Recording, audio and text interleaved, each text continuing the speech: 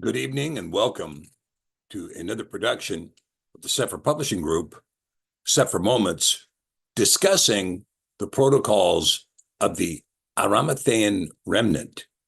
Tonight, we're going to be discussing the Yerushalayim Remnant, and it should prove to be very, very interesting. I want to welcome all the subscribers to the chat here tonight. I'm so glad you guys are here. The quality of the chat is always very, very high. And we remind you that if you'd like to engage in the chat, you need to be a subscriber. That prevents us from getting hit with spam or trolling during the chat. And it also allows us to really kind of carry on great conversation. So I want to welcome all of you who are new subscribers and all of those who have been subscribing to this channel for some time.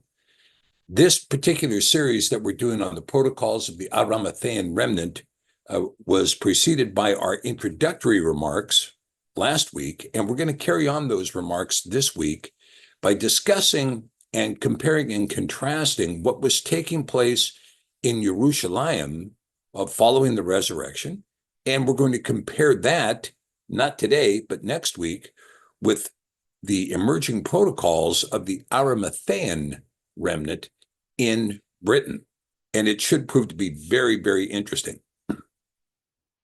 So, again, I want to thank you for all being here, and I hope that you will participate in the chat. I'm going to be trying to monitoring the chat since I'm back on a two-screen system here, so I'll be able to monitor the chat while we're going. And as we discuss the protocols of the A'rama'thean Remnant. Of course, we're going to be quoting scripture from the Cepher Millennium Edition. And the Cepher is a unique collection of sacred scripture, which includes all of the canonized literature, as well as other writings, such as the Cepher Yerushalayim Jubilees, the Cepher Hanok Enoch, numerous fragments having been found in the Dead Sea Scrolls, as well as additional writings found in the Septuagint, all of the Apocrypha, and other discovered in texts, which include 2nd Baruch, 3 and 4 Maccabees, and the 29th chapter of Acts, taken from the Sonini manuscript. Remarkably, the Et Cepher translates the hallowed name of Yahweh, as well as 3,100 other names found in the Ivrit text, and includes the non-Mekef Aleph Tav, where it is found.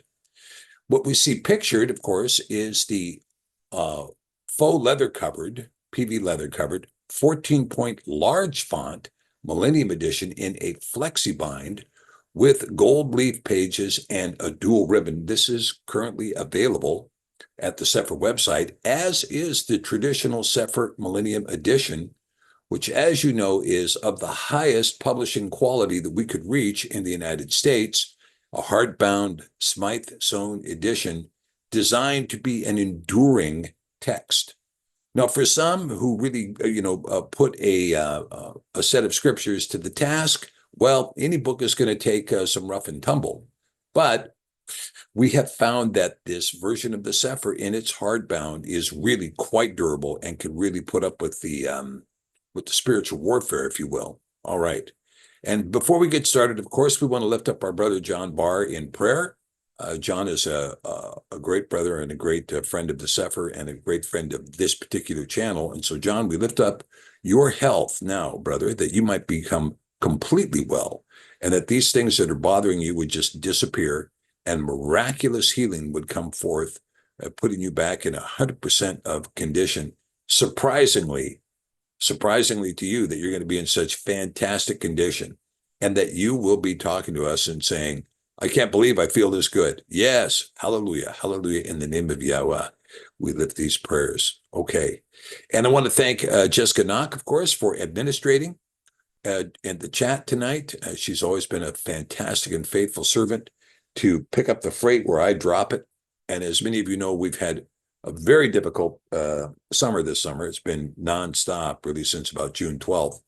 And so trying to juggle all of the things that we do here at Cepher Publishing Group with all the things we've had to do as members of a family with grandkids and with family members and sons and daughters and all of those things that are involved, plus trying to prepare for winter in Alaska, which is kind of an ongoing process up here in Alaska during the summer, right?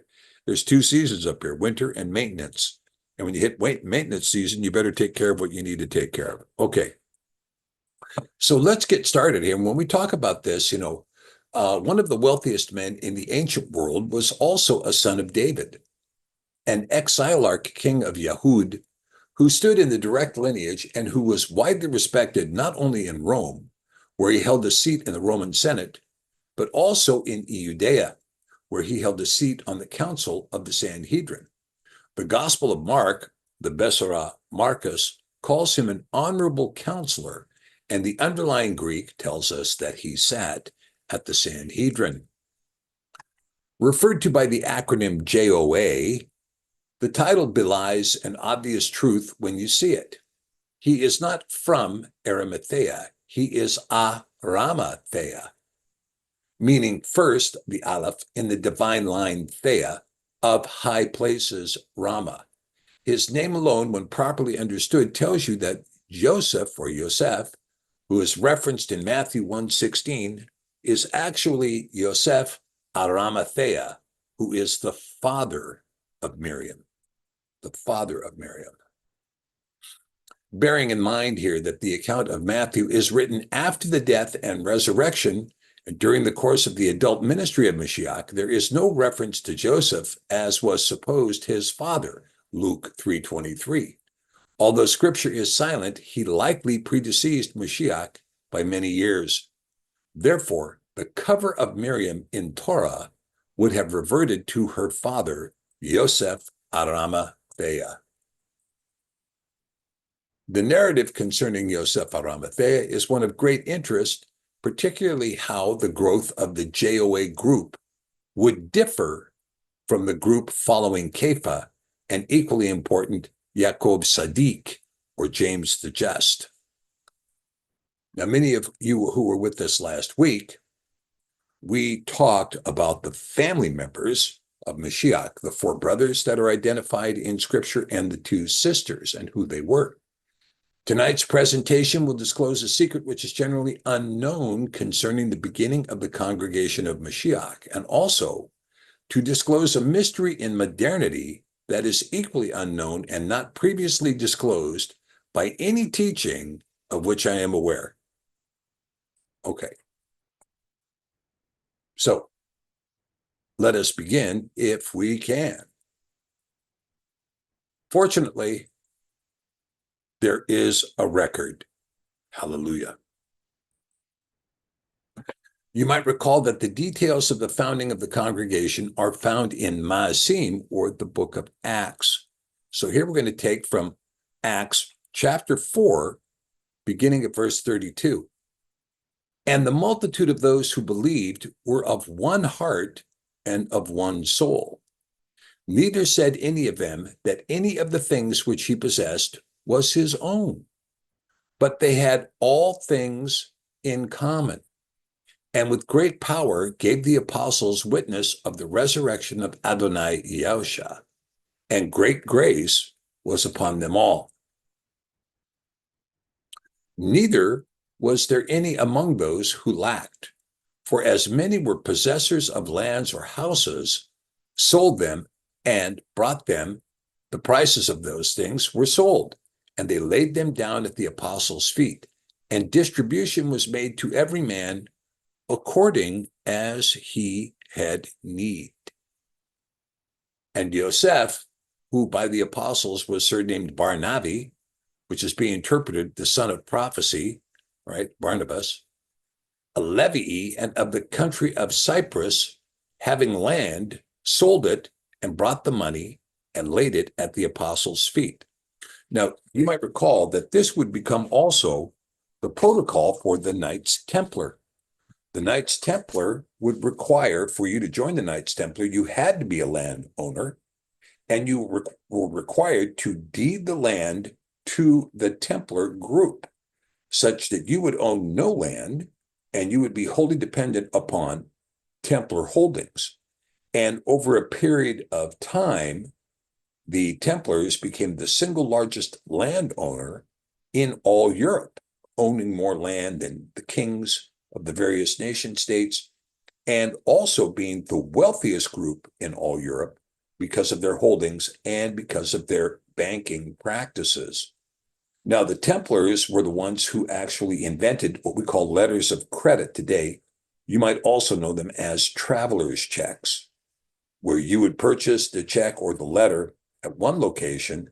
Then if the letter was stolen from you at any point during your journey, you could report it stolen and your money would still be safe, and you could regain a letter of credit and then return that to a different destination and receive your money back based on the letter of credit. This was typically redeemed in Akko in the Holy Land at the Templar fortress that was built there. This banking practice would continue with the Templars until the Templars were destroyed by the French king, who had discovered, probably through some kind of intelligence leak, that the Templars were not worshiping Yahweh, but rather were worshiping the Baphomet. And as a consequence, he took that as an opportunity to seize their wealth by issuing a criminal edict for their arrest and execution.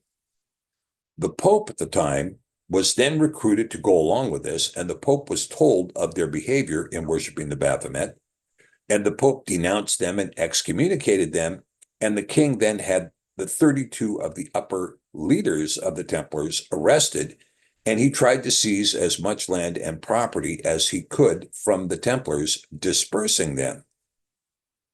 Unfortunately for both him and the Pope, they were both dead within 4 months about this.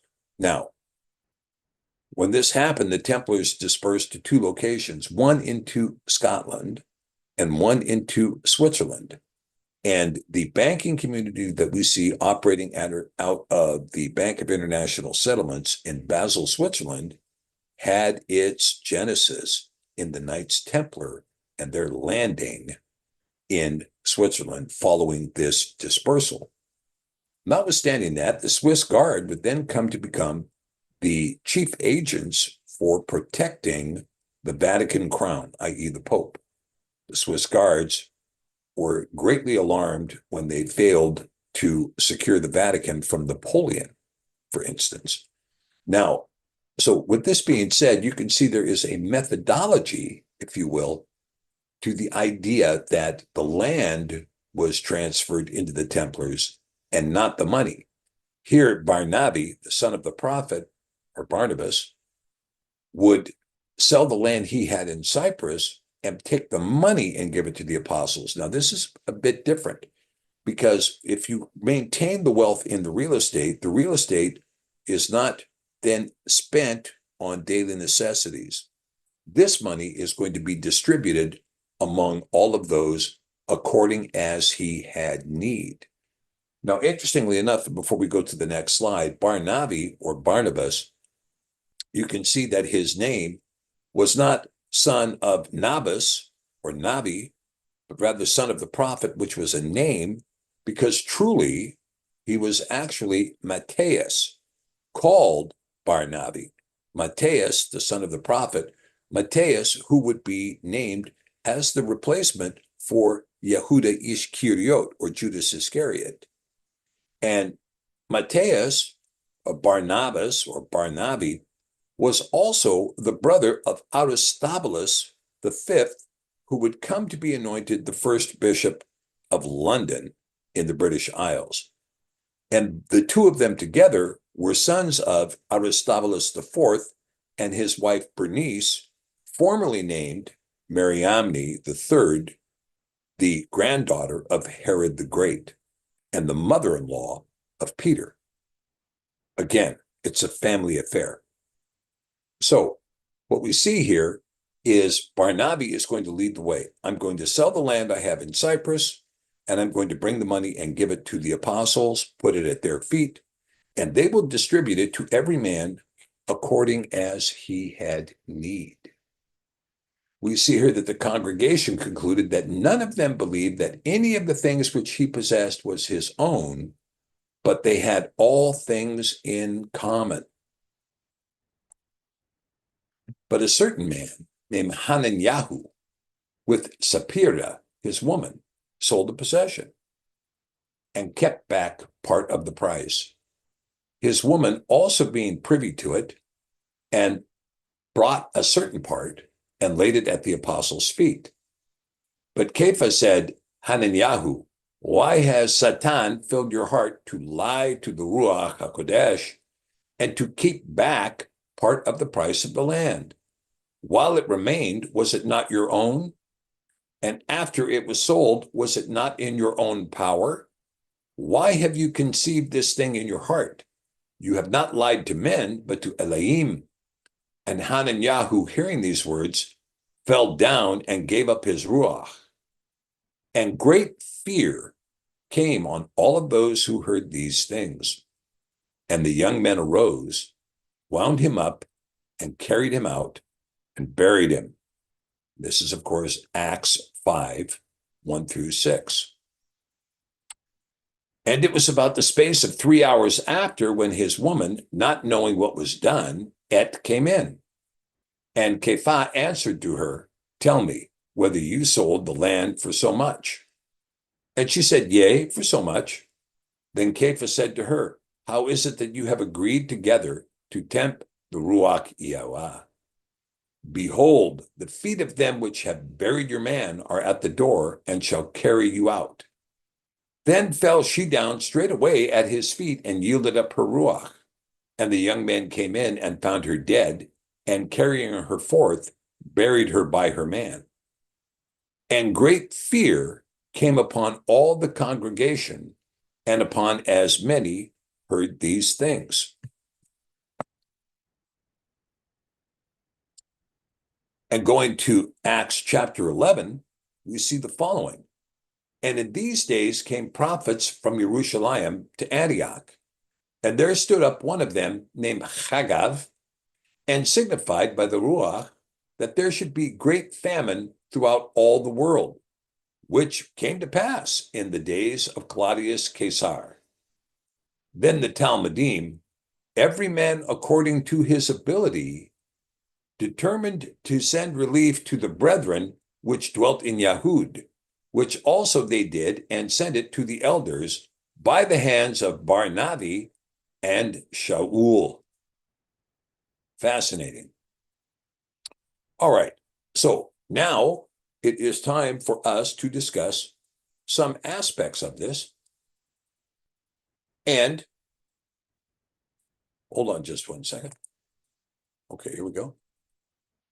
So we see here, from each according to his ability, to each according to his needs, is a slogan popularized by Karl Marx in his 1875 critique of Gotha Programma. The principle refers to free access to and distribution of goods, capital, and services. In the Marxist view, such an arrangement will be made possible by the abundance of goods and services that a developed communist system will be capable to produce. The idea is that with the full development of socialism and unfettered productive forces, there would be enough to satisfy everyone's need. Well, the difficulty with that is that it just didn't work out that way. Now, I want to take a look at this a little bit closer. But a certain man named Hananyahu with Cepher, his woman, sold the possession and kept back part of the price. Now, let's just take a look at this for a second, and I want to ask you all some questions. Is keeping back a part also disfavored in the walk of life? You know, pick up your cross and follow me. It is not you who lives, but Mashiach who lives in you. That you have died with Mashiach, therefore you should be raised to life with Mashiach. So what does this mean? Is there anything that you should hold back from part of the price? In other words, does all aspects of individualism disappear? Are you holding back any part of your private life? Are you holding back some aspect of your life? For instance, are you doing a job, right? Are you doing a job in order to provide income for your family? If you're doing that, are you participating in a private life that is outside the community where all things are held in common? Are you living in that kind of a world? Are you living in some other experience besides a communal experience? Are you keeping back part of your personality? Are you keeping back part of your productivity? Are you keeping back any aspect of who you are? Should you become completely dead in the Shiach, that nothing of you remains, or are you holding back a part? Now, this is a question that I have for you. And while we're talking about that, consider the tenets of collectivism delivered to the congregation in Yerushalayim. They held all things in common. Individualism was non-existent. In fact, no one could hold back part on pain of death. So my question for you is, was this the choice of the Orthodox in Russia, having been sold to them by the doctrines of Marx, who merely borrowed it from the book of Acts? All right. Well, while we're here, let me see if I can get something open and we can take a look. And let's begin here. And I'll see if I can share this. Just one second. Let's see. Yeah, here we go. Let's share this.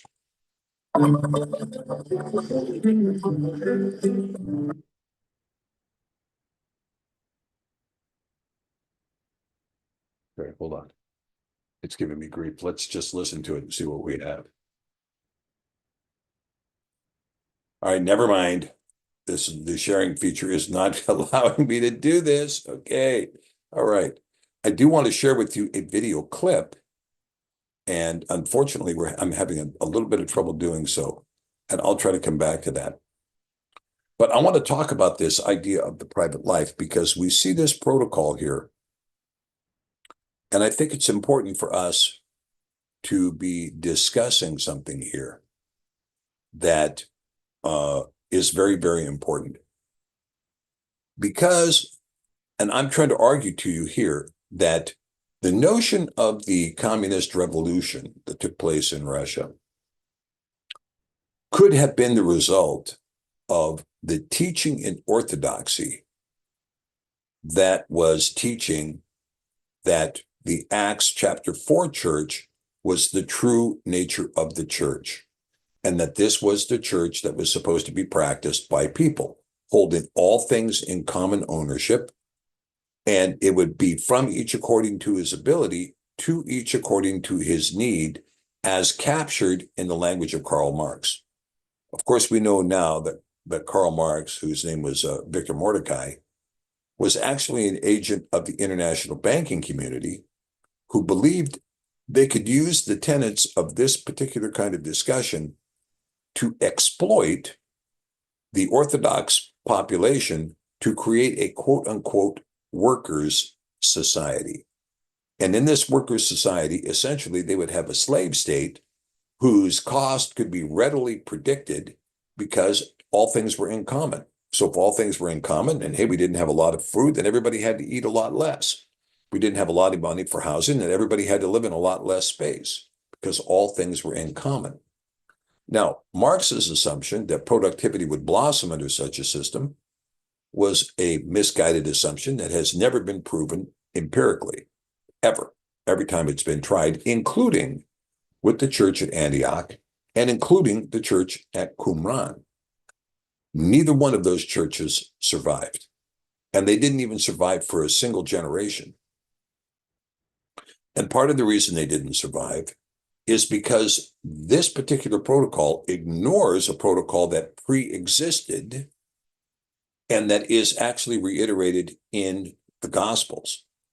So even though you see Mashiach say, well, your neighbors are clad in dung and have nothing to eat, sell what you have and follow me. This is not necessarily a command to a communal existence. In fact, the Gospels also teach that one person was given 10 talents, one 5, one 1 talent. And the one with 10 talents went out and doubled the money. The one with 5 talents went out and doubled the money, but the one with 1 talent buried it.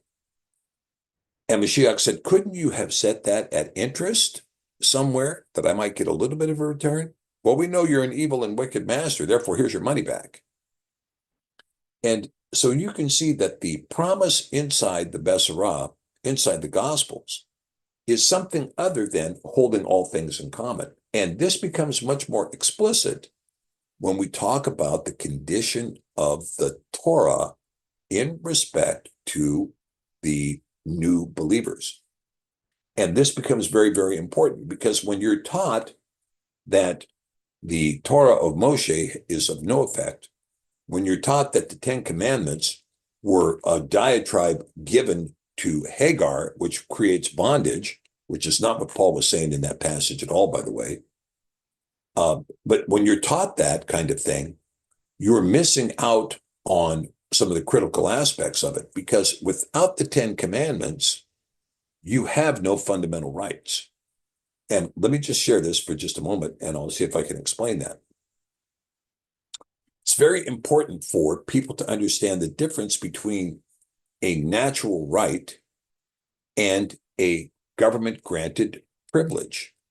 Anything that is written in any document, the Magna Carta, the Declaration of Independence, the Bill of Rights, the English Bill of Rights, whatever you want to point to, the United States Human Rights Charter, these are doctrines written by men, and because they're written by men, they constitute privileges. They constitute privileges because they exist with those people who can have the means to enforce the privilege that's granted by another man to another man. And that privilege is only available for as long as the person who did the granting remains in power. You have a right to bear arms until somebody takes over the country that doesn't want to grant you that right. Then you didn't have the right to begin with. What you had was a state-recognized privilege to temporarily bear arms until that power base changes. When you talk about rights, however, rights, in order to be rights, they must be supernaturally granted. And the edict that is supernatural in its force is the 10 Commandments. The 10 Commandments were given by Yah himself face to face on the mount to the people to their consent. All these things you have said, we will do. So the history talks about these commands being given and them being accepted by consent. So when you look at these commands, you say, well, I have a right to life. Why do you have a right to life? Well, because the government said in the Fifth Amendment that no life, liberty, or property can be taken, except when they take it. That's not a right to life. No, I have a right to life because Yah said, you shall not kill. But what else did Yah say? He said, you shall not covet. You shall not covet. But what does that mean? That means to lust after and to take steps to obtain that which does not belong to you out of that covetousness. Well, what shall you not covet? You shall not covet any of your man's goods, your man's house, your neighbor's spouse, your neighbor's employees, your neighbor's animals, your neighbor's equipment, your neighbor's tools, your neighbor's intellectual property, or anything else that belongs to your neighbor. You shall not covet. Now, in addition to that, you shall not steal that either. So when you look at the premise, the Torah premise that appears in the 10 Commandments, you shall not steal. Does this provision apply to those who are believers in Mashiach? Yes or no? Now, a lot of the churches now teach that no, it doesn't. That doesn't apply to you at all. The 10 Commandments themselves, the handwriting of Yah himself, who wrote it out with his own fingertip, well, he later gutted that and said, I was just kidding. No, that's not what happened. What happened was that those commands were never kept. They never fully kept the Shabbat. They never stopped their worshiping idols. They never stopped bowing down to engraved images. They always took the name of Yah and brought it to nothing, always. And they never accepted the premise that there was one creator, one maker, one truth, one absolute force in the universe. They never accepted that. And as a consequence, they also ignored the premise that thou shalt not kill. They ignored the premise, thou shalt not steal. They ignored the premise, thou shalt not break wedlock. They ignored the premise, thou shalt not bear false witness. Continually did they ignore that. And of course, many of the pastors in today's church teach you most assuredly shall covet your neighbor's house and covet a bunch of other stuff while you're at it. That way you can be prosperous. That way your Amway dealership can prosper. So these 10 Devarim were given to us as a foundation of human rights, written by Yah himself. And the rights spring from the proscription. Thou shalt not do this, and who is man to do what Yah has told him not to do? These are the natural rights. And there's many rights that spring from that. The right to a reputation, the right to be free from defamation, the right to have your marriage as a property interest, a significant property interest, the right for children to have a mother and a father. These things spring from these commands. And so as a consequence, the denial of the 10 Commandments and saying that they were nailed to the cross and not relevant to the modern faith in Mashiach is to put you in a situation where you become prey to the idea that, oh, well, we can have all things in common. Now, you may be able to do this. It's possible to do this by consent. If you want to go live in a commune, go do it. And, you could do things by consent and you could be there.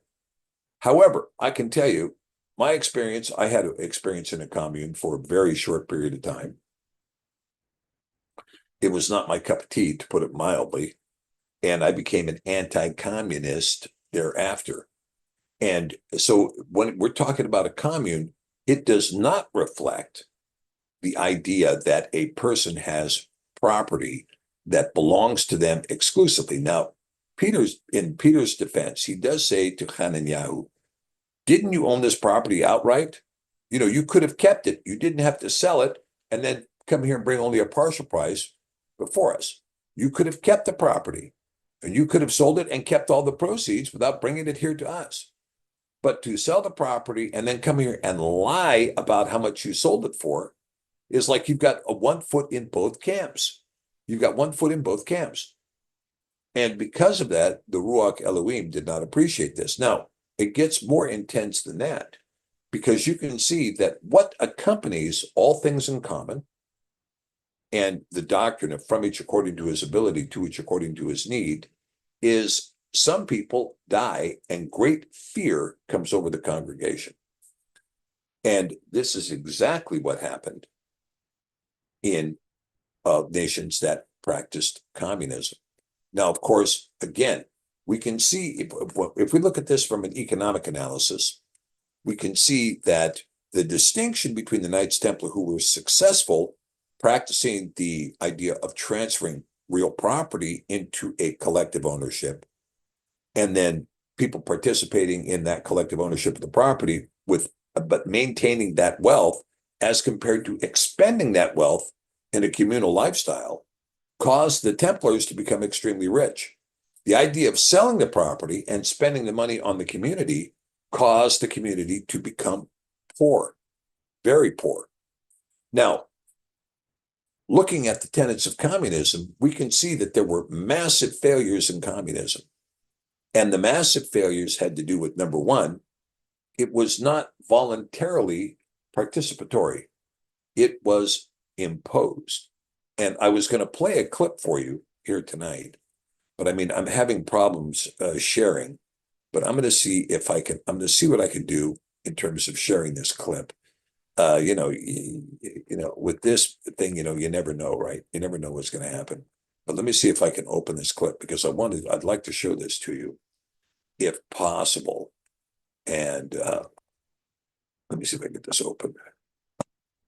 Okay, I don't want it to play. I just want it to open. Okay. Who sent you here, Zhivago? Okay, hold on. There we go. All right, I'm going to try to share it. And hopefully we can do this and you guys can see this.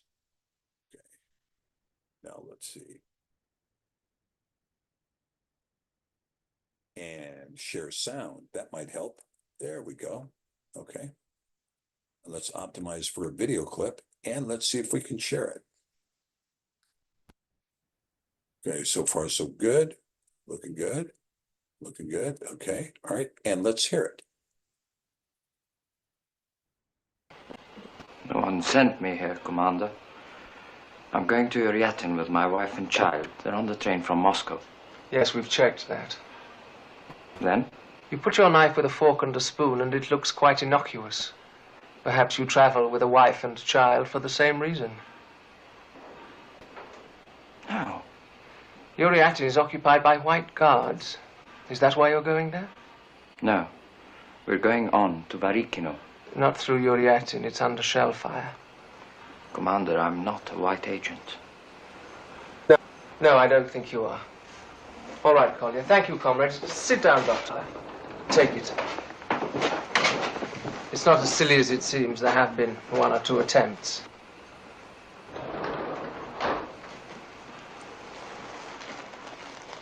Are you the poet? Yes? I used to admire your poetry. Thank you. I shouldn't admire it now. I should find it absurdly personal. Don't you agree? Feelings, insights, affections, it's suddenly trivial now. You don't agree. You're wrong. The personal life is dead in Russia. History has killed it. I can see how you might hate. Who sent Vargo? No one sent me here, The personal life is dead in Russia. Now, when we look at that and we see what this is about, the personal life is dead in Russia. What he's telling us here is that the personal life is dead. And this is exactly the kind of discussion that was going on in the church at the time of Cepher. Your personal life, your personal wealth, your personal earnings, your personal doing, all of this was dead. You were living in the commune. All things were in common. They did the things that were similar to the spirit. And this is what they came out with, right? And this is how it played out. And so you can see that the communist revolution that took place was a revolution that was predicated on this idea of let's build a nation on Acts chapter 4. And there are many, many people who also take this position now that the church should follow Acts chapter 4. But what I'm saying to you, and what David Barrow is saying here, liking the point of not falling into communism, is there is stature in the Kodashim seen in many scriptures, but here is the boasting of this stature. Yeah, I mean, it's a good point, David. And when we talk about this, and Willie, brother, asked, by the way, are you familiar with the writings of Lysander Spooner? I am familiar with those writings, but it's been a long time since I read them. Okay. So at any rate, when we talk about the aspect of the Torah, the real question here is this. You see, on one hand, a push into a direction by Cepher, a push in the direction by Jacob Sadiq at Qumran, to push into a communal environment, all things in common. The community rules in Qumran were such that you had to apply to become part of the community, and then when you were in the community, then you could share in the communal wealth, but you had to wait until you were approved. And then if you were outside the contours of anything, well, then you were expelled from the community. And as I say, the longevity of this form was not long at all and does not reflect the aspect of the Torah, because the Torah most assuredly creates in people property rights. Now, I wanted to raise this point because when we look at the history of the Soviet Union, which we later declared to be the evil empire, And by the way, there are many, many good videos now that are looking at what happened in the rise of the Soviet Union, how it was completely co-opted by atheist Talmudists who then exploited it in order to take the people and create them into really chattel property of the state, where from each according to his ability went right to us, and then we'll decide how much gets to those people who have need. Where there's a middleman in the middle of it, you see, and that middleman ended up becoming a super elite. Were the only ones who could drive cars. They were the only ones who could be on the road. They were all of this, and so it became a co-opted experience. And ultimately, to make the communism work, Stalin embarked on a reign of terror.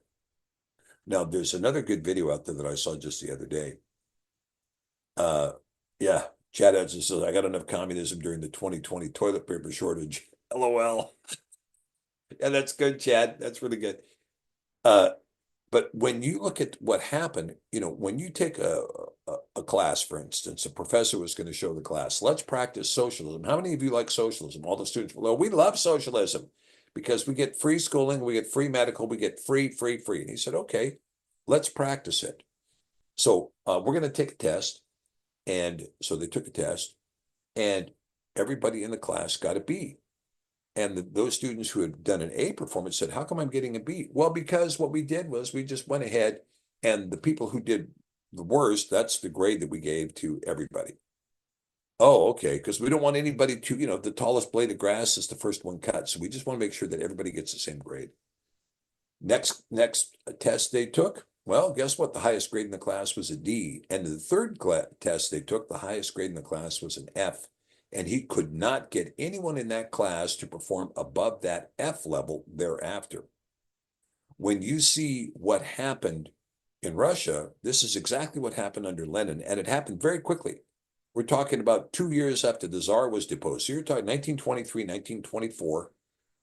You begin to see the economy of Russia completely collapse because this communism was failing, because nobody was lifting a finger to do anything. And so what they would do is Lenin began to create free market aspects. He began to let the free market back in. Well, let's let a couple of entrepreneurs live, and maybe they can bring in shoes, maybe they can bring in coffee, maybe they can bring in food. Maybe we're all not going to starve to death because somebody's working instead of waiting for a handout. Well, Joseph Stalin decided, hey, thank you, Braden, by the way, thank you. Joseph Stalin decided, well, I'm not going to do that. And so I believe Stalin knocked off Lenin. That's my own personal belief. And then Stalin took over. And Stalin's approach was, well, we don't need entrepreneurial impetus here. We don't need incentives. We don't need any of that. Let's instead use what? Same thing they used in the book of Acts, fear. A great fear fell on all the people. And the great fear was, we're going to kill you. You don't have to work. We'll just take you out and kill you if you don't work. And they began to shoot people for any disparate aspect to what the protocol was. Stalin said, I want this kind of productivity in this factory, and there wasn't that kind of productivity. They would come in there and shoot people. They'd haul them out, put them into a train car, and send them out to a gulag. And this kind of terror then became so robust that there were quotas imposed on various cities. You need to kill, for instance, the mayor of Minsk, Belarus, was required to kill 250 people randomly selected every Sunday. So they would pick 250 people and walk them out in the woods and shoot them. Nikita Khrushchev had a quota of 7,000 people a month to kill in Ukraine, and he demanded a higher quota. He wanted 10,000 people a month. Stalin wrote to the mayor of Yekaterinburg, I need 5,000 more dead a month. And so they were killing people and using this great terror to force productivity out of the Russian people. And in addition to the terror that was being imposed with all this random death, and by the way, there were 66 million Russians killed under this operation. 66 million Russians killed trying to make communism work. And the others were dealing with famine, dealing with starvation, dealing with intense poverty. All of these things went along until they finally got involved in World War II. And then again, another 16 million men would die in the slaughters of Stalingrad, Leningrad, and Kursk. So did this economic system work for Russia? Well, they made something work. Would it have been better if they had developed a different system? Now, compare this to what we're going to see in the A'rama'thean Remnant in what takes place in Britain. And we're going to see a distinct difference. And part of the difference has to do with the fact that the Torah was observed. In other words, they were going to keep, they came into an environment that was already established on the protocols of the Torah in respect of the Shabbat, in respect of the feasts, and in respect of the calendar. They came into that environment. And into that environment, they brought the new revelation of Yahushua HaMashiach. And they brought the new revelation, and that revelation was embraced, but did not displace the underlying foundation of the common law built on the Brehon system that was derived from the time of Yirmiyahu's presence in Ireland when he brought Tia Tefi to be married to Yochai the Herriman in 581 BC. This is going to be distinctly different. So I want to try to make this very important that we see a continuum, if you will, between collectivism here on the far left and individualism here on the far right.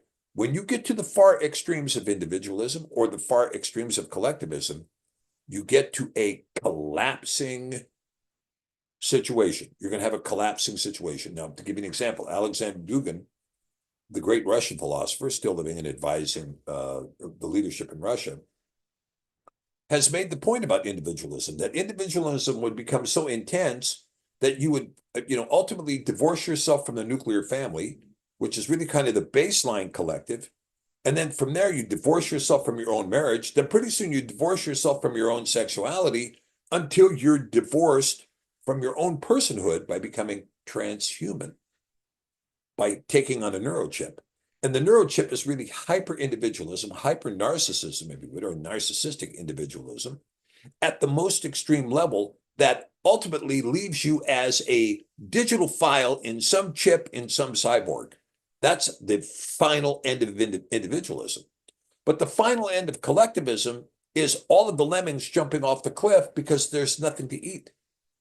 And communism did, in fact, exhaust itself in the Soviet Union. And the Soviets are very well aware of the failures of communism. The Russians are very well aware of the failures of communism. For instance, they have a saying in Russia. What's the oldest joke in Russia? Answer, communism. And the Communist Party, I think, pulls 1% of the vote in Russia, people who long for the good old days of Joseph Stalin. Some of them lived through it successfully. They created a bureaucracy, an enormous bureaucracy to maintain the control over a nation that large. And in fact, the infamy of Russia, and I think what many people dislike about Russia, if you actually scratch them deep enough, you'll find is the overwhelming bureaucracy, which was a surveillance state that was imposed at a very, very high level, even during the time when they didn't have any digital technology. They had microphones in every wall, listening to every conversation. They had people watching you. You couldn't take pictures of anything belonging to the state. The KGB, the GRU, the NKVD, they were everywhere looking for everybody and constantly persecuting people for the slightest blemish because they were looking to kill people, to reduce the population, because that way they could afford the population. All right. So communism, we can see, fails for a number of reasons. One, when everybody owns everything, nobody owns anything. And unless you are being led by actually Mashiach, you're not going to be able to practice this collectivism for long, because there's an old saying, blood is thicker than water. Now, for instance, you might practice a collective environment, and quite often it is practiced at home, right? There's a collective meal that's put on the table for the whole family to eat. There's a collective income from which the whole family shares in providing for the needs of the family. Now, this is not always the case. Many families run their family affairs differently. Sometimes you see husband and wife with their own separate bank accounts, and you see expenditures going into the marriage based on that, well, I bought this for myself. Well, I bought this for myself. Well, I'm doing this, I'm doing that. And the children are often restricted to only that portion of the marital income that is collectivized. We bought this for the family to eat. This is the family fund for vacations. This is what you're going to get for school clothes, etc. But you're not tapping into the family savings account. You're not tapping into my singular account, my separate estate account.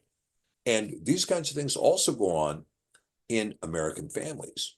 And so the family is not necessarily a pure collective environment. And instead, the family has its own protocols. Now, again, looking at the Torah and the provisions of what? Inheritance, we find that the Torah is quite specific about how people are to inherit. And this too is a family structure. So the family structure is somewhat divorced from pure collectivism. Collectivism is to the left of the family, and pure collectivism results in pure failure. And so, in fact, it is the worst economic system you can ever practice because it completely destroys the incentive of any person to lift a finger to do anything. And the only way you can get them to do so is by on pain of death. If you don't do it, we're going to kill you. And in fact, we're going to raise such a specter of terror, you don't even know when we're going to kill you or if we have a reason for killing you. We might just kill you for the fun of it. We might just kill you because we needed to shoot something today and you're it. And under that kind of system, Stalin was able to build the metro system in Moscow. Now, here you have a metro system 15 stories down. It's 150 feet down from the surface. And they hauled the dirt out on wheelbarrows using children who would push a wheelbarrow full of dirt up the pathway that would eventually hold a very steep escalator. Now, why they didn't develop the conveyor belt, who knows? But this is how they built this extensive metro system in Moscow. And the metro system to this day is one of the most successful subways in the world, transporting 2 million people an hour and beautifully kept subway stations. You can, again, this is something you can look, just put in images in your search engine for Moscow subway stations, and you'll be surprised at how beautiful and elegant they truly are. So under this circumstance, Russia would always lag behind, and Stalin knew it. They were a second world country in the Soviet Union. Even though they were one of the wealthiest, resource wealthiest nations on earth, they were a second tier country, second nation, second world nation. And they could never achieve first world status, although Stalin would tell the Russian people, we have the very best in the world. And anyone who left Russia and actually saw Germany or saw France or saw England and saw what was really going on there, they were put in a gulag because Stalin did not want them reporting what they had seen in Western Europe because he could not provide that in Eastern Europe.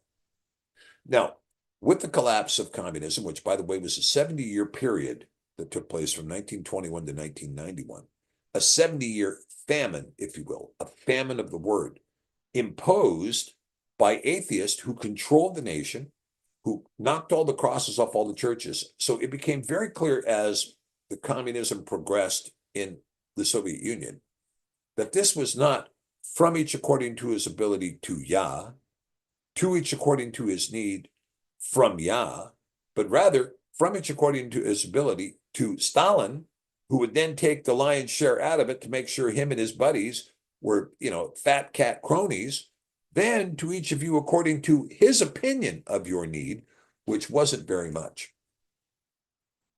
And when you compare that to a system of incentive predicated upon the idea of private property, the difference is going to be like night and day. Now, we're going to talk about this next week, but I want to make this last point before I take questions, and I'm willing to take any questions we've got going here.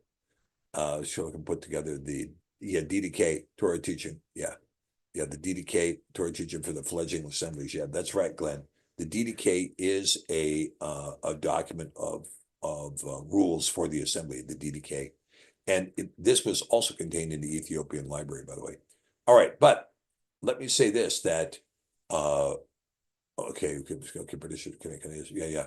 So the point I'm trying to make is this, is that if we lose sight of the Ten Commandments as part of the faith, as the foundation of the faith, we lose sight of the common law. We lose sight of the foundation of human rights. We lose sight of this, and we lose the ability to even claim them. And this is why the Ten Commandments, no, I'm not saying that the Ten Commandments are, gee, this is the pinnacle of faith, and this is how your faith is established. That's not what I'm saying at all. But the Ten Commandments were handwritten by Yah. He wasn't kidding. And they were given to us for a reason, because his yoke is easy and his burden is light. And this is the yoke and this is the burden. It is these 10 commandments, which begin with the premise of Shema Yisrael, Yahweh Eloheinu, Yahweh Echad, and you shall love Yah with all your heart, mind, and soul, and your neighbor as yourself. From these stem the 10 commandments. These 10 commandments then create a foundation of life, and life more abundantly. And when you ignore the premise of, gee, we shouldn't have private property because I have a fantasy about us all living in a commune and having everything we need, this ignores the fact that people have an individual identity. So when I was talking with other people outside of our discussion here, I was talking with some friends about this issue. You know, we're in a situation that we have individualism. We have an individual life. We have individual gifts. We have individual talents. We have individual practices, capabilities, abilities, skills, and so on that are all developed by each one of us.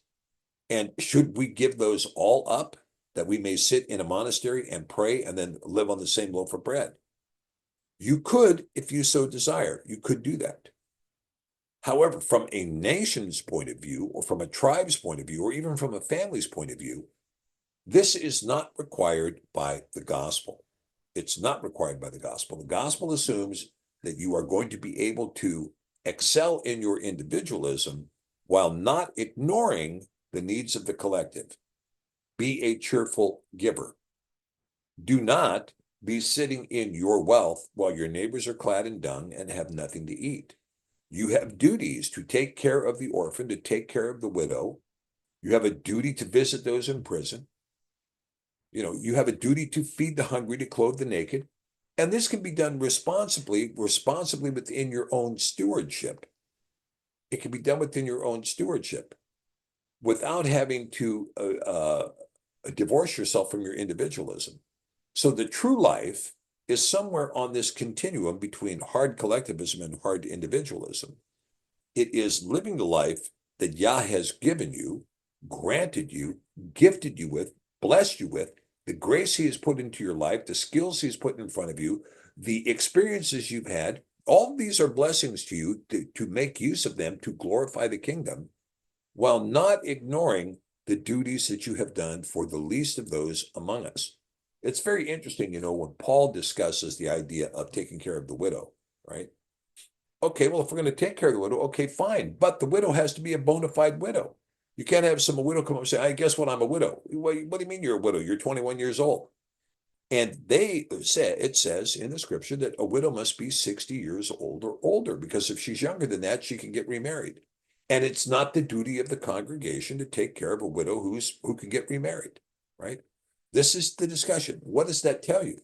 That tells you that stewardship is appropriate when you're talking about dealing with the orphan, when you're talking about dealing with the widow, when you're talking about dealing with those in prison, when you're talking about feeding the hungry and clothing the naked.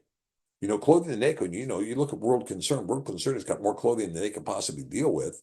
And it's available because people have given a lot of clothing to it. Goodwill is another one. I forget some of the other names of the stores.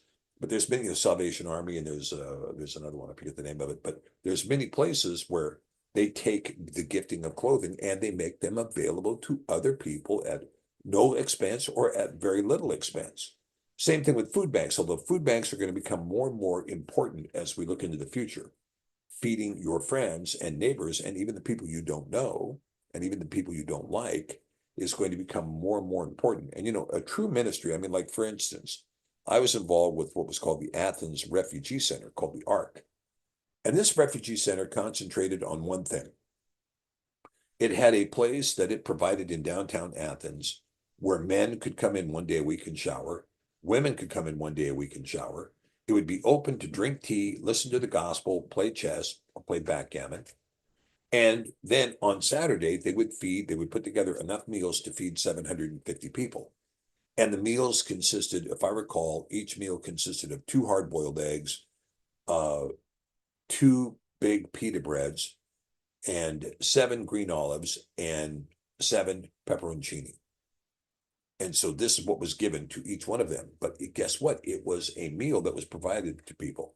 If you can contribute to something like that, someplace in your community that is preparing 1 meal a week for the homeless, that's a great idea. If you can contribute to a prison ministry, that's a great idea. And the idea is to help those that are ministering to those in prison and provide the tools for those who are ministering in prison. These are all big things, right? And this is meeting the duties that are laid out for you in the gospel. This is meeting those duties and looking into, of course, the idea of how to help the widows and so forth, right? Okay. Yeah. Now, Debbie Johnson says, all of this makes me think of Matthew 22:21. Give to Caesar what is Caesar's and give to Yah what is Yah's. Money is the root of wickedness. Well, actually, Debbie, the expression is the love of money is the root of all evil. And when you talk about money, remember that money is really just a neutral arbiter of trade between people. When you begin to worship it, that's when you get into problems. Now, Mike and Jasper ask, has Stephen heard of the ones going to in Israel to search the stories of Yosef? You know, I have not heard about this. It's an interesting concept. I'd like to see what's got going on, right? And so, at any rate, so when we look at these things, the point being is that there is a collective duty. There's a duty to look out for your neighbor to some degree. But, you know, as they say, you know, if you give a man a fish, he eats for a day. If you teach him how to fish, then he comes down and steals all your salmon at your fishing hole, which you should have never shown him. No, I'm kidding. I'm kidding. The point is that there are many things that you can do to be benevolent to someone. Is it better to give somebody a handout than it is to give somebody a job and to have expectation to them? What is benevolent love in this respect, right?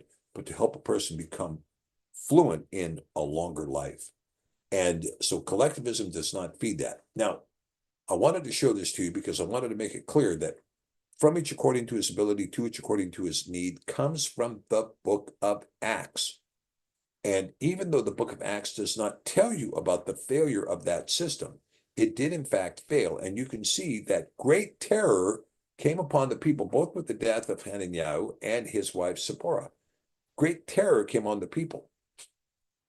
And so we're going to see that when we're going to go back and we're going to take a look at A'rama'thean practices and see what took place in Britain next week.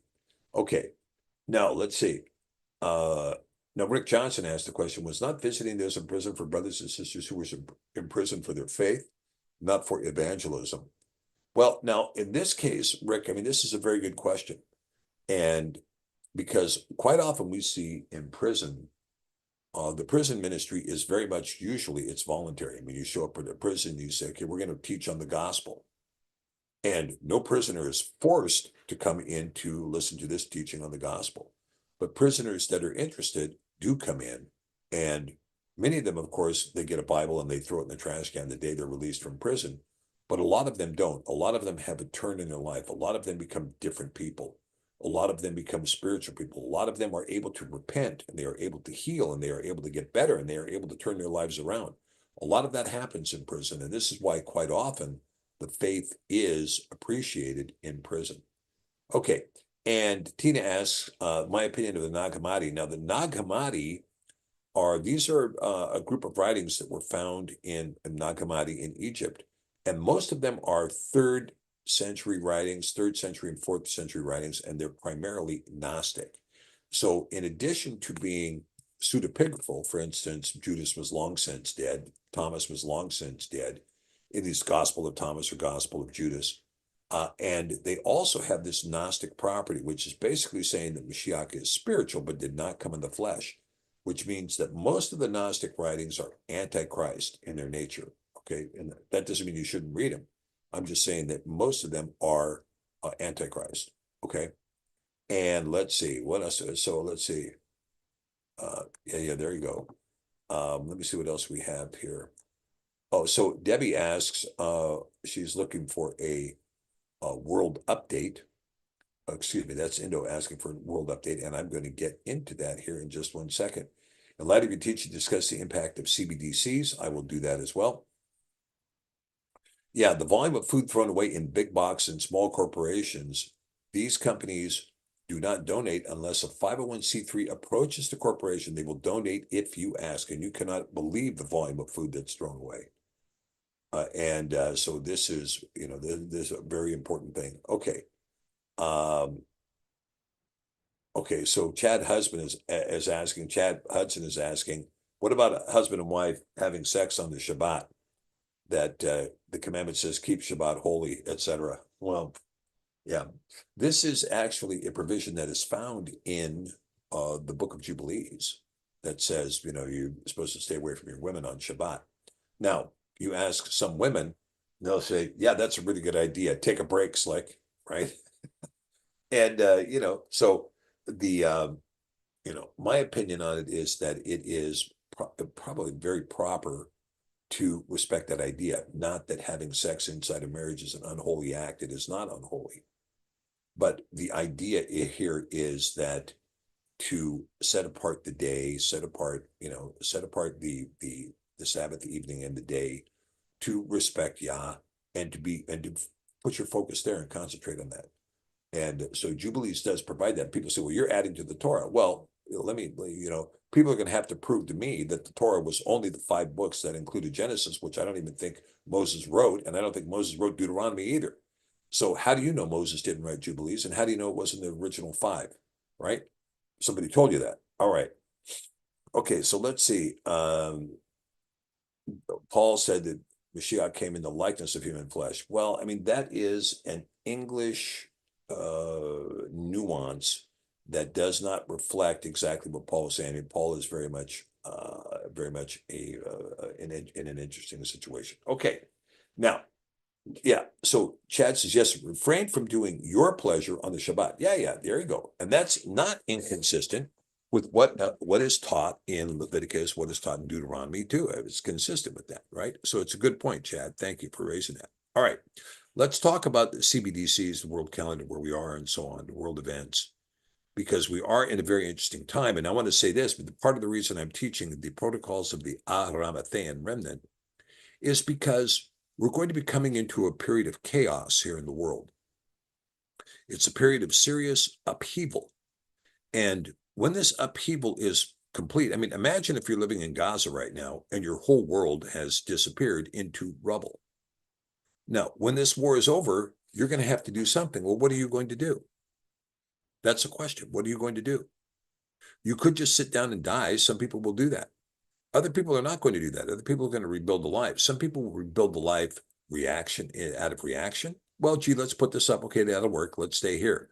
Other people are going to live life intentionally, and they're going to push for specific things.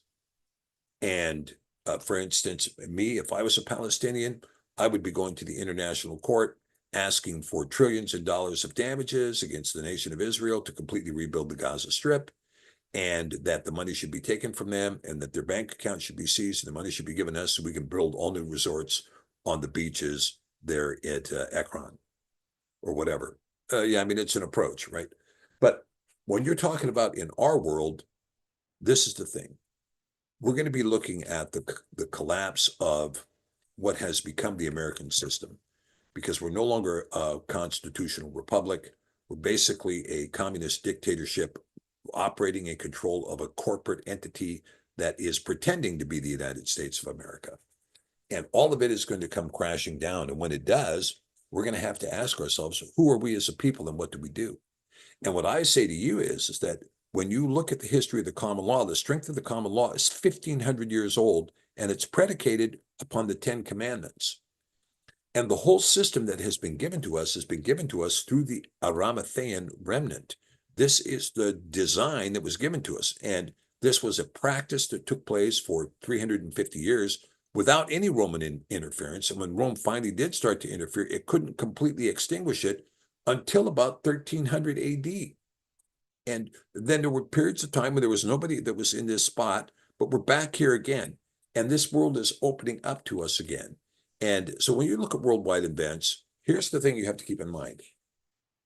Hey, you guys, what do you say that in our community, we stop using American dollar bills and we start using monopoly money? Will you take the monopoly money? Yeah, I'll take the monopoly money. Okay, great. And then you go to your barber and he takes monopoly money. Then he takes to the supermarket. They'll take monopoly money.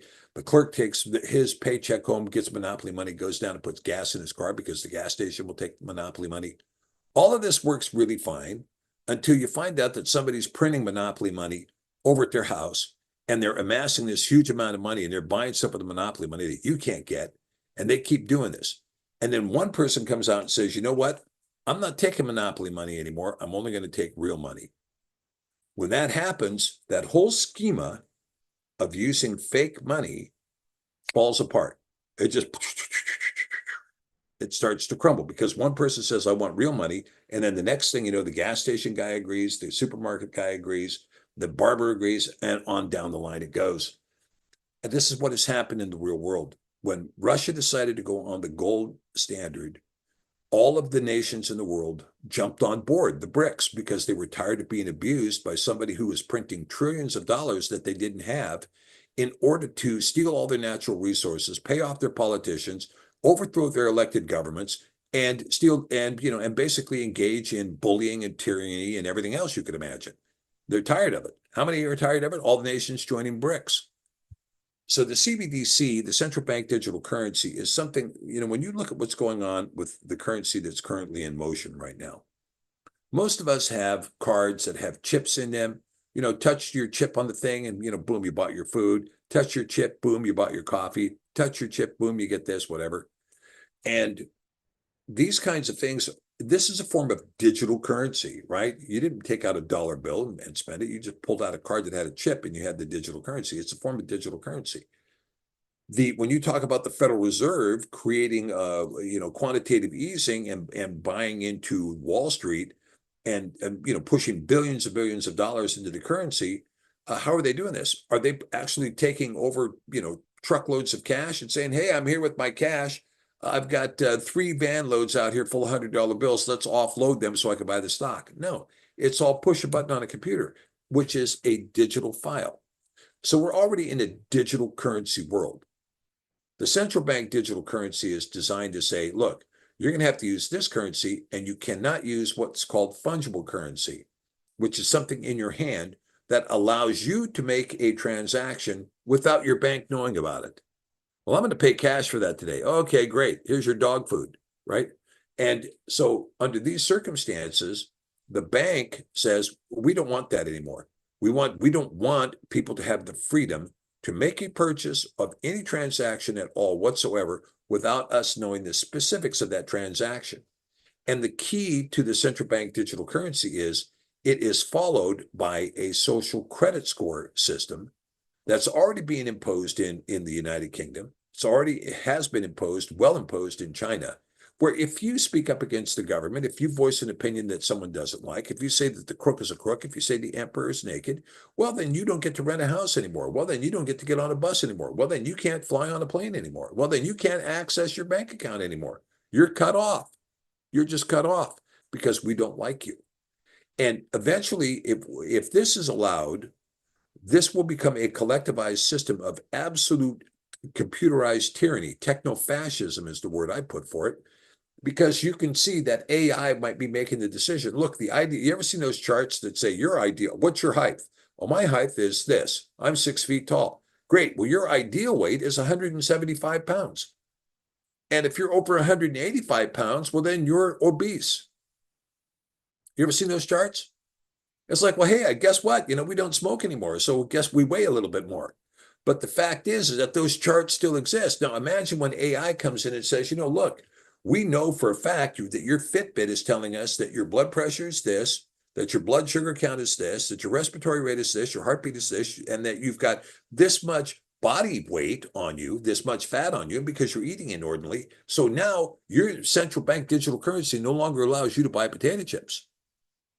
Your central bank digital currency has decided you've already traveled your 75 miles this week. You don't get to travel anymore, so no more gas for you. Your card will not work at a gas station gas pump until you get to next week, right? And, I mean, when you look at that world, let's talk about that world for a minute. We're at a point very close to the point right now where you walk into a supermarket, you got facial recognition scanners that pick you up when you walk in. You've got a cart, and the cart has scanners on it. Every food item that you put in the cart has got a chip in it, and it registers when you put it in the cart. And as soon as you put it in the cart, it charges your bank account, assuming your bank will allow you to buy that particular item.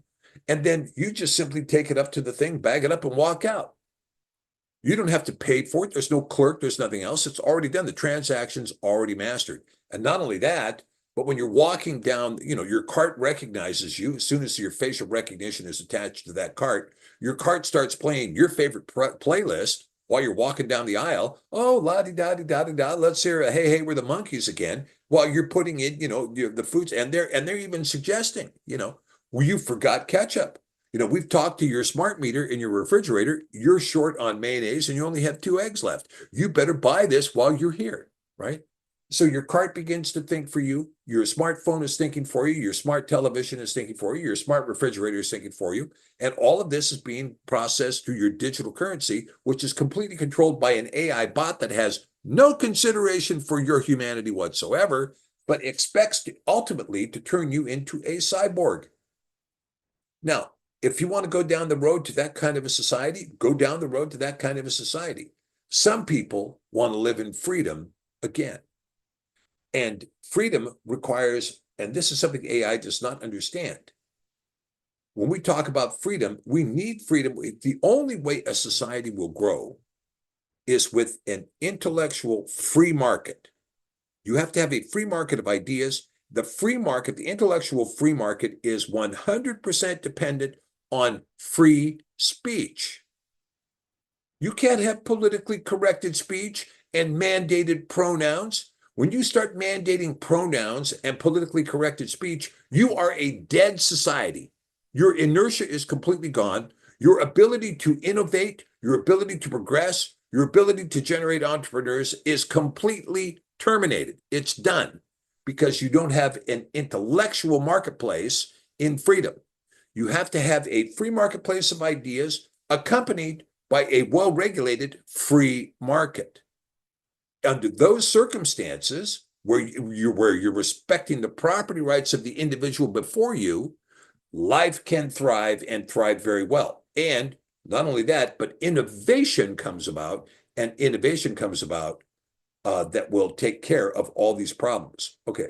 So Armex says, could the CBDC system be linked to a social credit score? It absolutely is linked to a social credit score. Your social credit score diminished this week because you signed a petition saying you were opposing puberty blockers for 9-year-old girls in elementary school without the consent of the parents. Oh, okay. Well, then boom, your social credit score just diminished 30%.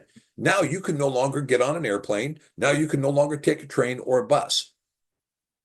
When you criticize the government, oh, well, that's a 50% decline in your social credit score. Therefore, you no longer have any credit to take any loan on any item anywhere at any time. It's absolutely tied. The CBDCs are tied at the hip with social credit scores. And by the way, they're not judged. I mean, it's like, for instance, when you put up a stoplight camera at an intersection, right? Now, they took down these stoplight cameras in Alaska. And the reason they took them down is because when you're driving along in the winter and you've got glare eyes on the road and you've got a 24-foot trailer behind your truck, and on that truck, you've got a track hoe, or you've got or you have a skid steer or something like this, and the light turns yellow. And that light has been shortened in order to give people traffic tickets because you didn't stop at the yellow light and the red light turned quickly. Well, guess what? You slam on your brakes to accommodate that, and now you're jackknifing and you're taking out 5 cars at the intersection because somebody wanted to make $160 on a ticket. Unacceptable. Absolutely unacceptable. And the problem is that the camera doesn't know the circumstances. The camera has only the offense. It does not have what happened to you that may have contributed to that offense. And it's not thinking, and it doesn't care. Here's your ticket. There you go. Pay the fee. It's a robot. It's a computer. It has no empathy towards your human situation whatsoever. Okay. All right. All right. Let's see. What else do we see here? Yeah. A woman's refrigerator locked her out recently in the USA, right? You can't come in here anymore. How many times you planning on raiding the refrigerator? And it's after 8 o'clock. Your refrigerator is now locked. You can't come into this refrigerator anymore, right? SMART, surveillance, monitoring, analysis, reporting, and tracking. That's what SMART stands for, right? Okay. Could you explain what calendar you are on? It doesn't match with anything I can find. Yeah. Well, thanks, Alex. Yeah, what makes you think I'm on a calendar? No, the calendar I'm on, and I will explain it a little bit. I don't want to get too far into it because it does get lengthy. But the calendar, and actually you can find my calendar because it's a calendar that's consistent with what was called the Collini calendar, which was a calendar that was practiced in the ancient world from about 1500 BC until the Romans extinguished it. It does include an intercalary month, a 13th month, about every third year. It is predicated on the moon cycle for the starting and the ending of the month. And then it is adjusted annually against the vernal equinox. We start the calendar year predicated on the new moon, which precedes the vernal equinox.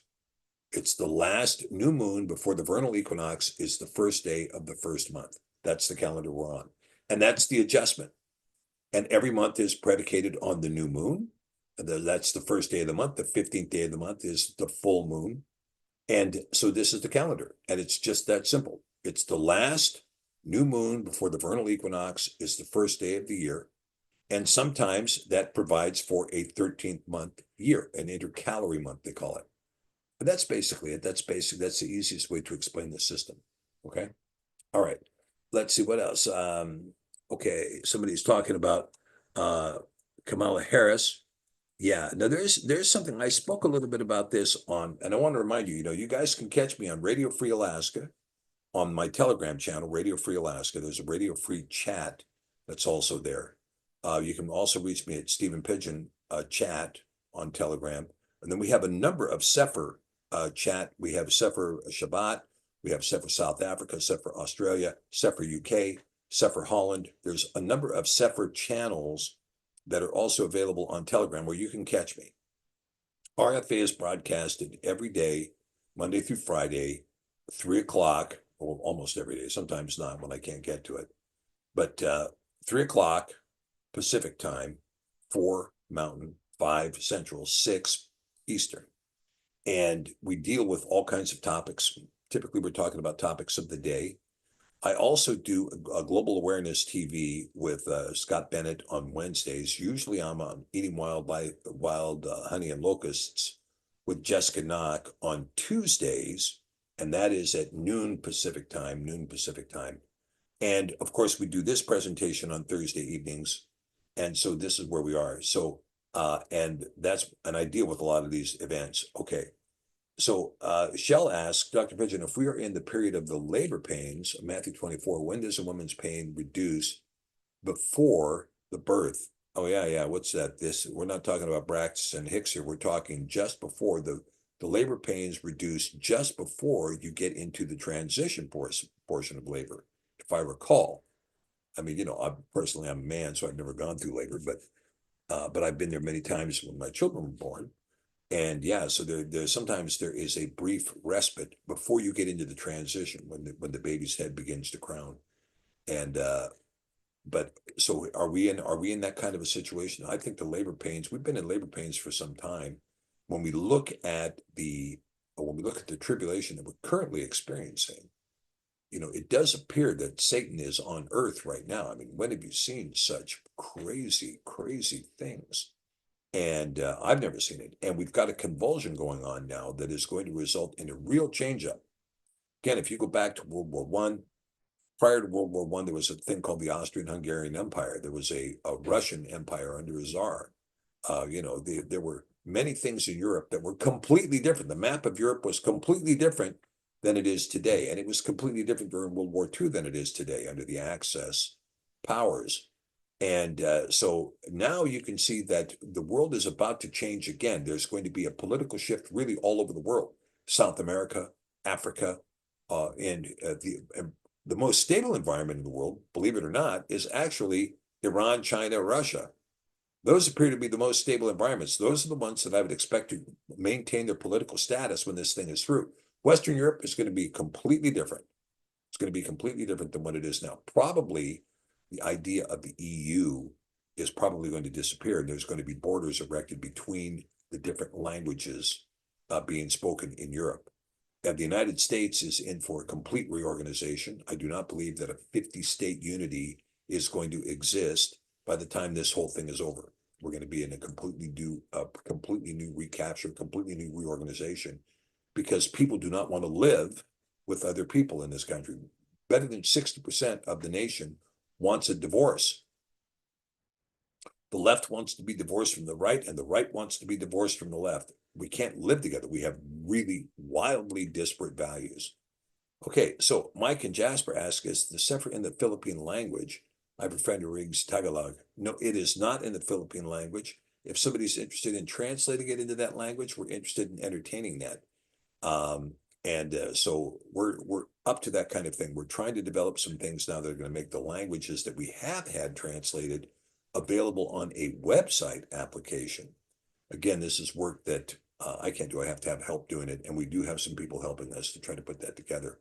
Kimberly Giovinelli says, some state that the fourth seal has been opened. And I do think that that is probably accurate. I mean, look, we're in a situation when you're talking about the fourth seal, you're talking about the black horse. And the black horse is something, or excuse me, the death, the horseman of death, the pale horse. Yeah, and that is, probably very likely. I mean, there is certainly a push to kill as many people as can be killed by the elite. They really want to reduce the human population. They've said it openly that they want to reduce the human population, and they're trying to do what they can do. Okay, and so Michael says, yeah, the waters have been broken and the flood of emotions are being released. There you go, Michael Finley. That is a very good point. So when you're talking about labor, after the water is broken, then you're in this situation where that baby's going to be delivered. That's right. That's what the situation is. Yeah. And okay, so Sheldon never experienced a reduction of pain. Okay, Shelley. Yeah, what do I know about it, right? Right. What do I know about it? You've been there, I haven't, right? And but yeah, so I mean, labor, when you talk about a woman travailing, usually it gets harder and harder and harder until the baby is born. And so there we are. Yeah, and so Chad says it's going to be fun paying triple for Chinese imports. Well, you can already see. I mean, I don't know about you guys, but I saw a massive spike in prices over the last 2 months. They've gone really nuts, way up, way up. And I don't know how people can survive it and how people can, how people get through it. Okay, let's see. What does Hamas mean? And should we prepare for Sharia in the U.S.? This is from Copperstone Farm. And the answer is this: no. Do not be fearful of Islam. Islam is more of a creeping arrangement, and so you're going to see stuff like, for instance, in Michigan, right? There's a pretty strong Islamic community. There's Islamic communities in most cities. Okay, well, fine. Have you had any Muslims come to the door and demanding that you read the Watchtower? Yeah, usually not. So I wouldn't worry about Sharia. What I do worry about is this: when you want to talk about, if you want to prevent Sharia in your community, then you need to stand up for your own faith. Because when you stop practicing your faith and practicing it zealously, someone else who practices their faith zealously comes in and takes over. It's that simple. So, all the Christians in Britain abandoned their churches in order to follow Jimmy Savile. And then the next thing you know, you got Muslims converting those churches into mosques. There it is. Okay. Now, so Armix asked the great question: what are my thoughts about the Chinese-Russian flight missions near Alaska? Oh, yeah. Well, I'll tell you, I'm going to tell you exactly what my thoughts are on that.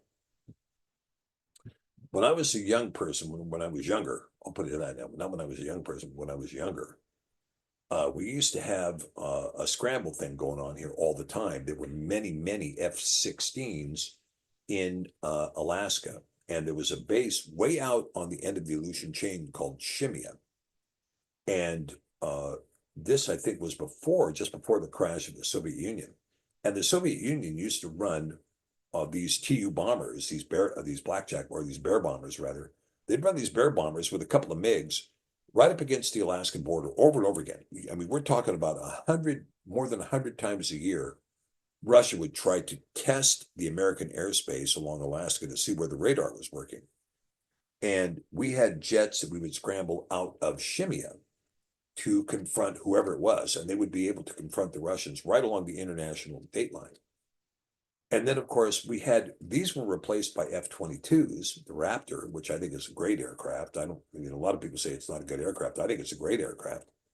But the Raptors were, when Barack Obama got into it with Sarah Palin, as soon as he got elected, he pulled all the Raptors out of here. He left just a handful. So the base at Shimia was basically abandoned, and we got left with a handful of F-22s at Elmendorf. And that's what we have now, just a handful. And they scramble. I mean, I'm here, so I see the F-20. In fact, when we were down on the Kenai River last weekend fishing, 2 F-22s came off the tarmac in Kenai scrambling because of these Russian Chinese missions that were out at the international dateline. Actually, they were not out at the international dateline. There is a space, when you look at Alaska, you got to remember the Alaska coastline is huge, and the Aleutian chain stretches all the way from, well, King Salmon roughly, and it goes right on out, 2,600 miles. It curls in this large curling arc, and it actually crosses the international dateline. That's why Alaska is both the farthest eastern and farthest western points in the United States. But in doing so, it carves out an area, we call it an area of interest, that is called Bristol Bay. And so Bristol Bay is this area that is between the arc of the Aleutian chain and then the southern portion of Alaska. Usually it's fished out of Naknek and King Salmon and Dillingham and Dutch Harbor in Alaska. But those of you who fished, you know where I'm talking about. And it's a great fishing place, but it's our area of interest, but technically not our area by international law. So this is airspace into which Chinese and Russian aircraft can venture. Now, what was alarming about this particular issue with the Chinese and the Russian aircraft is that the Russians were saying, hey, come on, you guys want to go take a trip up to Alaska? We'll show you where we go in approaching Alaskan radar systems. Well, this was the first time that Chinese long-range bombers were on a mission with Russian long-range bombers and Chinese and Russian fighters also going along that line. What that tells you is very clearly, which, I don't think Anthony Blinken can see it because he's too busy blinking. And Lloyd Austin can't see it. And anybody that's in the White House can't see it. Of course, Joe Biden can't see it because he's nodded off. So here you got Winkin, Blinken, and Nod running this thing. And they can't see that what that is telling you, what the forest for the trees is telling you very clearly, China and Russia are now allies, military allies, working joint missions together. So you can expect to see those, you don't know. If you're going to see a Russian bomber coming into your space, there's a chance it could be accompanied with Chinese fighters. Keep that in mind. Okay. Debbie asks about my increase on the bird flu increase. Okay, I want to say this. No, they're already trying to play this game in Britain. They're trying to raise the bird flu issue again. Now, there's people in certain places in Britain, like Liverpool and Northampton, Leeds, and other places, that are simply not going to put up with it. They're just not going to put up with it. They know that the last pandemic, that Matt Hancock was the biggest fraud ever and was having such a blast abusing the daylights out of the British people and having a good time and laughing about it with Bojo while they killed their economy. So now Labor is sitting here going, okay, our economy's on the ropes. And guess what? No free, cheap natural gas from Russia anymore. So the price of heating your house in Britain is 3 times higher than it ever used to be. Food's gone up. And there's been many other expenses that have gone up, and people's income have not gone up because they live in a socialist enclave. Okay, well, now what? Well, now what is this? Now we're going to talk about doing another lockdown and shutting down non-essential businesses and forcing people to wear a mask and killing commerce one more time. You think you can afford to do that? You really think you can afford to do that? And these people who are allowing, big pharma and this looting class of Satanists to pull these kinds of stunts so that they can rape the economy again, like they did last time, if you're going to allow these people to do that, well, then you get what you deserve, which is going to be nothing but famine. So I would say to the average person, resist, resist, resist. Okay. Civil disobedience when it comes to anybody telling you you have to lock down, you have to wear a mask, you have to quarantine, you have to get a shot, you have to get tested, any of that stuff, resist. No, you're not doing it. Civil disobedience. Nope, not going to happen. And if everybody resists, you watch them yield. Watch them yield. They'll give up. Okay. All right. Let's see. What else do we have here? Anything else? Okay. Speak of the truth. Speak on the second Exodus. Okay. Hey, I'm just going to throw this out here. Well, wait a minute. Before I do, Jim Myers says in Arizona, the monthly grocery bill for a family of 4 now exceeds their mortgage. And the big problem is that it really isn't food. Yeah. Amen to that, Jim. I mean, that is really the truth, right? Yeah. And so, on the second Exodus, let me say this to you. The second Exodus is prepared in the hands of Yah. He knows what he's going to do. And he has been protecting his wilderness for the second Exodus for a long time. And it's still protected and it's still waiting for people. And what you need to do, instead of, contemplating the second Exodus by figuring out what your bug out bag looks like, whether or not you got a hemp tent, you need to figure out what your faith looks like, right? What your faith journey looks like. That's what you need to concentrate on. Concentrate on what you're supposed to concentrate on, which is turning your life towards righteousness if you can do it. Okay. All right. Let's see here. All right. Yeah. Chad Hudson, civil disobedience is your civic duty. That's absolutely correct. Civil. Yeah. And Rick Johnson says, killing me softly with your food. Hey, look, that is just so true. So, a couple of things on the food issue, right? One is that, try to find sources that are not, mainstream sources. In other words, visit the farmers markets where you can. See if you can find somebody that's got chickens where you can get your eggs. Look around to see if you can find a butcher who's butchering cattle where you know where the cattle have been, who's been feeding them. If you're a meat eater, right? These kinds of things. And then also you have to look and examine yourself in your own heart, your own family. Okay, how much eating can you not do? And this is part of, the practicing of fasting. When you practice fasting, you learn that, I don't need to consume 8,000 calories a day and then try to figure out a way to burn 5,000 calories off on some kind of a training device or a cardio device or something like that. You don't need all that cardio if you're not eating all that much, right? So take a look at all that. I'm not trying to impose austerity on anybody, but austerity is something to think about when your food prices are that high. And another thing you can do, of course, is, recollectivize your meals, right? When I was a kid, there was always that perennial favorite, the tuna casserole, right? Yeah, I got to tell you that my wife makes a chicken casserole that is just killer. And so she can make that whenever she wants. Okay, all right. Yeah, we are the resistance. Yes, we are the resistance, and we're just going to. And here, let me share with you how you resist. Right.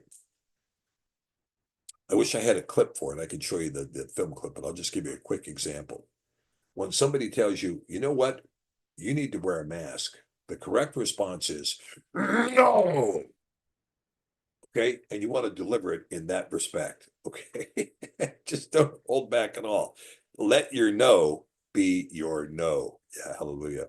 Okay, all right, guys. I want to thank you guys for being a part of this ministry. Thank you, subscribers, for being here. Thank you for taking a part in this particular teaching. And next week, we're going to concentrate on what the protocols were in Britain and how they differed from the practice of the communal common stuff that they had going on in Yerushalayim. Okay, blessings to you all. Thank you so much. And we will see you next week. Okay.